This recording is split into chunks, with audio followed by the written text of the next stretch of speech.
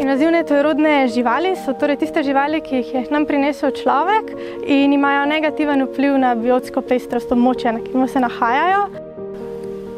Invazivne živali nam lahko pridejo na različne načine. Ločimo dva načina vnosa. En je nameren, torej ko živali ljudje namerno izpustijo v naravi, gre za kakšne ribolovne, lovne vrste in podobno. Lahko pa gre tudi za nenamerne vnose, ko živali pridejo k nam kot slepi potniki v tovoru. V Sloveniji so precej znane harlekinske pikapolonice, recimo pa tigrasti komarji. Na območju Ljubljanskega barja pa se ukvarjamo s sončnim ostrižem, z rdečevratko pa z nutrijo. Sončni ostriž prihaja naravno iz Severne Amerike. Prinešen je bil v Evropo kot akvarijska ribica in izpuščen v naravo, potem pa se je z preseljevanjem rib, ki so ga upravljali ribiči, naselil v ostale ekosisteme. Glavna težava sončnega ostriža je, da je plenilec zavarovanih vrst, predvsem kačjih pastirjev in pa ribjih mladic. Okrasna gizdovka, njihove podvrste rdečevratka in pa rumenovratka prihajajo iz Združenih držav Amerike.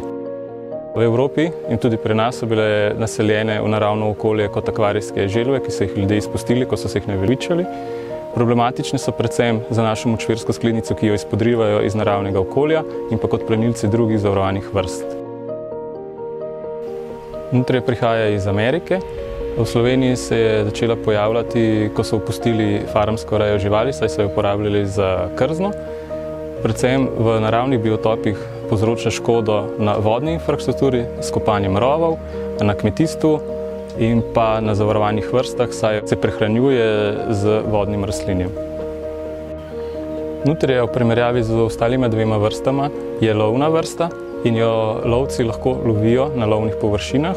Problematično pa se je izkazalo, da ne moremo z njo upravljati na nelovnih površinah, kjer jo ljudje še dodatno hranijo in povečujejo s tem populacijo. Problematiko tujerodnih vrst se je zavedla tudi Evropska unija in je zato sprejela uredbo. Na tej uredbi je trenutno 66 rastlinskih in živalskih vrst.